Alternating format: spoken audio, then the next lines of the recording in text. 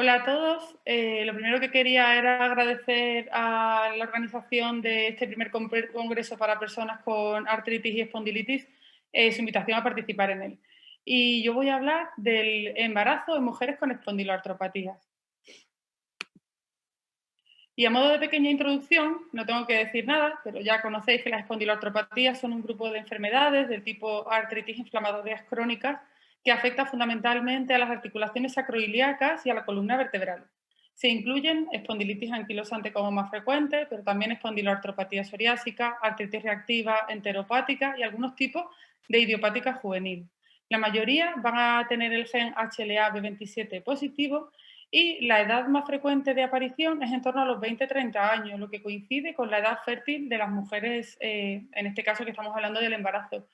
Esto asociado a los nuevos tratamientos, sobre todo los anti-TNF, han supuesto un cambio en la calidad de vida de las pacientes, así como en la evolución de su enfermedad, con lo cual esto ha hecho que os planteéis el poder quedaros embarazadas.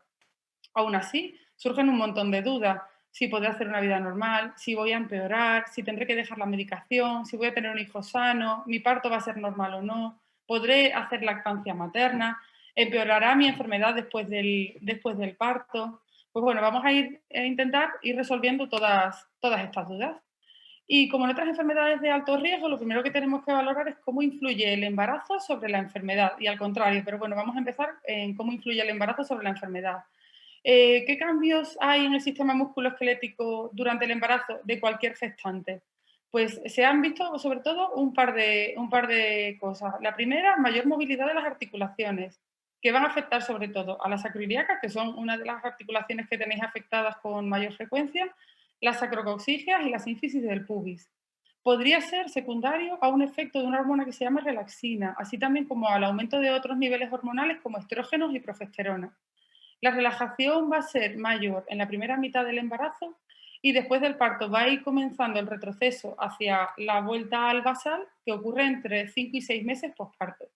Y además, sobre todo en los últimos meses del embarazo, ocurre la hiperlordosis, que es un aumento en la curvatura de la zona lumbar fundamentalmente y que se debe al que el crecimiento del útero desplaza el centro de gravedad hacia adelante. Así que para compensarlo tiene que aumentar la curvatura lumbar.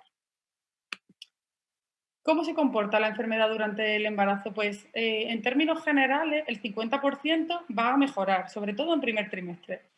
Y del resto, el 25% empeora, sobre todo el segundo trimestre, y el 25% no va a experimentar ningún cambio. Otros síntomas asociados no van a empeorar especialmente durante el embarazo, sobre todo lesiones de psoriasis, uveitis o artritis. Es decir, que si tienen que aparecer molestias o brotes de este tipo de manifestaciones, es porque tocaba que aparecieran, no porque el embarazo los va a favorecer. Y curiosamente, si preguntamos por dolor lumbar en general, ¿no?, a gestantes con espondilitis y sin espondilitis, fijaros que el 83% de las mujeres con espondilitis diría que sí tiene dolor lumbar en algún momento del embarazo, pero es que más del 50%, casi en el 60% de mujeres en principio sanas, también van a referir dolor lumbar. Con lo cual, para nosotros, esto es uno de los retos que tenemos en el día a día y es distinguir si la paciente con espondilitis tiene un dolor lumbar debido a un brote o actividad de su enfermedad o se debe a un dolor mecánico del embarazo, ya que la actitud va a ser completamente diferente.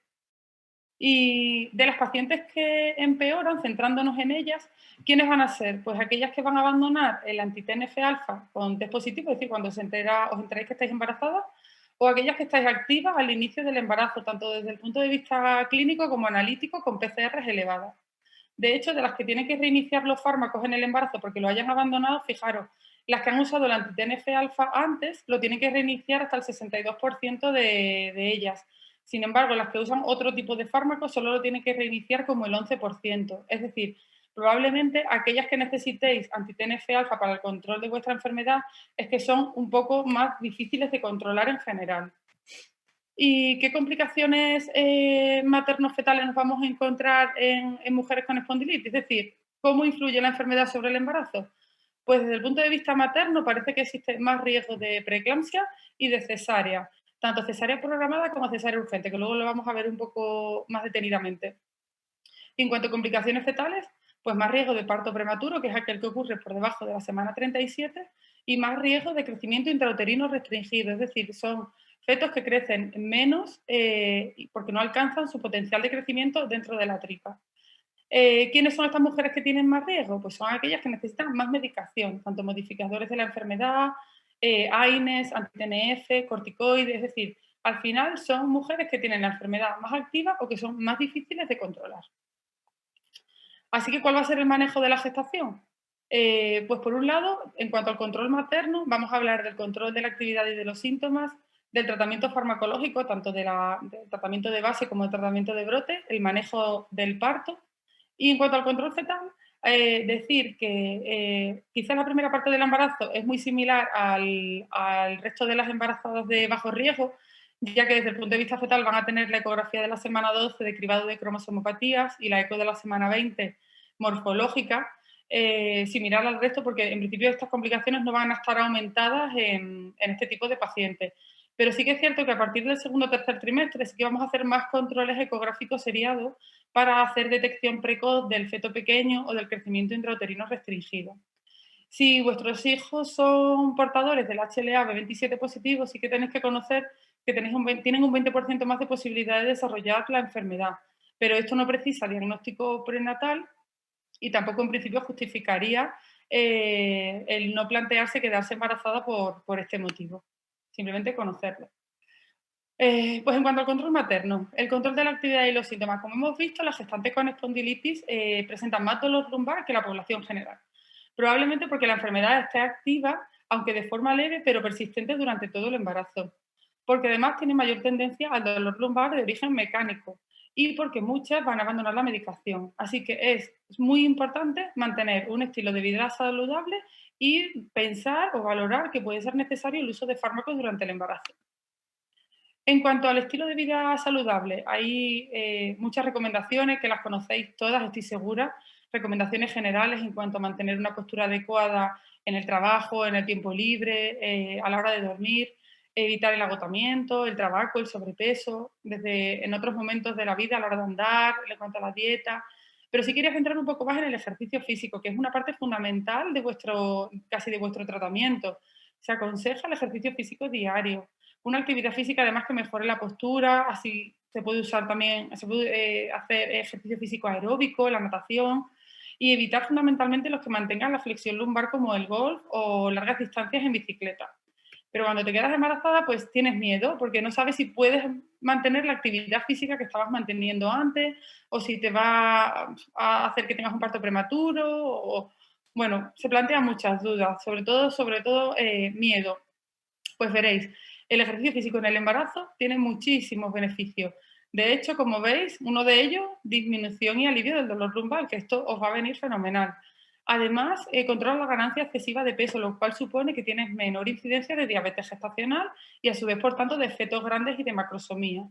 Además, mejora la capacidad funcional de las actividades de la vida diaria, menor riesgo de preeclampsia, que como veíamos era una de las complicaciones que pueden aparecer con más frecuencia en pacientes con espondilitis, y en general mejora el bienestar psicológico general. Y por otro lado, no influye en la tasa de cesárea o en el riesgo del parto instrumental. De hecho, se habla de la mayor posibilidad de parto vaginal. Mejoran en ciertos casos la incontinencia urinaria, no va a aumentar el riesgo de abortos ni de partos prematuros y se aconseja que se realicen como más de a partir de 3 sesiones a la semana, entre 20 y 30 minutos. Sí que es cierto que hay contraindicaciones, que hay momentos del embarazo en los que no aconsejaremos el ejercicio físico, como es el sangrado vaginal, la rotura prematura de membrana o el parto prematuro instaurado. Con lo cual, consultadlo con vuestro obstetra, porque si no existe ninguna contraindicación, podéis hacer ejercicio físico sin ningún problema.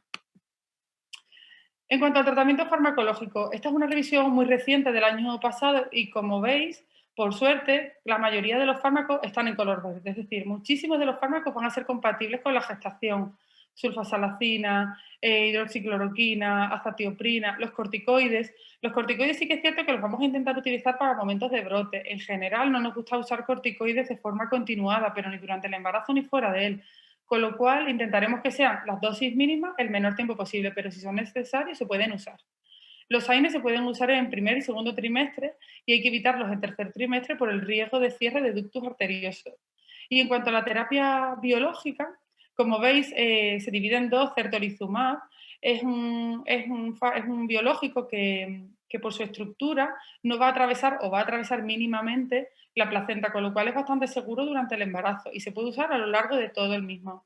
El resto, si se puede, vamos a intentar retirarlo en tercer trimestre, pero en primer trimestre y segundo se pueden usar sin problema.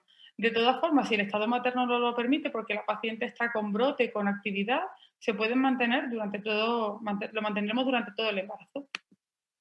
Hay otros fármacos que sabemos claramente que son incompatibles con la gestación porque tienen riesgo de anomalías congénitas, como metotrexate, leflunomida, micofenolato, talidomida. Estos no los vamos a usar.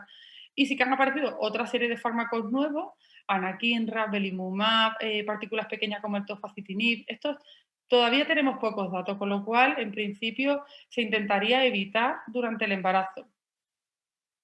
Pero no porque pensemos que den problemas, sino porque los datos aún son insuficientes como para dar recomendaciones con seguridad.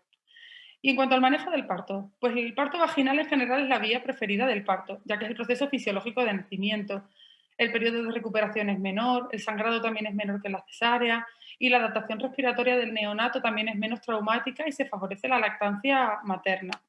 Y el parto vía vagina también es la preferida en mujeres con espondilitis anquilosante. Y de hecho, si no ocurre ninguna de las complicaciones de las que hemos hablado, en principio lo ideal es esperar al inicio espontáneo del parto. Y es que durante el parto también se van a producir, esto hay que conocerlo, se produce una serie de cambios óseos en la pelvis materna que dependen de la articulación sacroiliaca. De nuevo tenemos esta articulación que es una de las que están más afectadas en vuestro caso, pero bueno, participa en el parto, así como la sínfisis del pubis. Y mediante movimientos de balanceo y contrabalanceo hace que se puedan aumentar los diámetros tanto superior como inferior de la pelvis de manera que se permita y se facilite el encajamiento de la cabeza en el momento del parto. Como hemos visto, tenéis más riesgo de acabar en cesárea, tanto cesárea programada como cesárea urgente. Y cuando se estudia un poco el por qué o cuáles son esos factores de riesgo que están presentes, pues nos vamos a encontrar tanto factores de riesgo asociados a la enfermedad, es decir, las mujeres que están más activas o que necesitan más fármacos tienen más posibilidades de acabar en cesárea, así como factores de riesgo generales.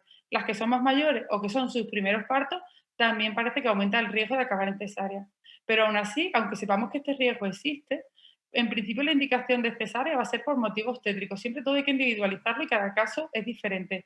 Pero en general, en términos generales, el motivo de indicar una cesárea va a ser motivo obstétrico. Presentación podálica, placenta previa, bueno, hay muchos motivos. Ya que además, en general, el parto en sí no va a perjudicar la evolución de la enfermedad. Sabemos, y esto lo vamos a ver un poco más adelante, que existe riesgo de tener brote postparto, pero fundamentalmente se va a deber al estrés del finalizar el embarazo, ¿no? De finalizar la gestación y el hecho de tener un recién nacido de nuevo. Y además, el hecho de tener un parto vaginal o cesárea no se asocia a más posibilidades de necesitar cambios de tratamiento, con lo cual tampoco es que sea peor la evolución en un caso o en otro de la enfermedad. Y finalmente no nos olvidemos del puerperio y la lactancia, que parece que una da a luz y acaba todo esto. No, todavía nos queda el puerperio y bueno, todo lo que supone. Este además es un momento en que no nos debemos olvidar de este tipo de pacientes, porque según los trabajos, fijaros, hasta un 80% tiene riesgo de tener brote postparto y este se puede alargar hasta 6 meses después de haber dado a luz.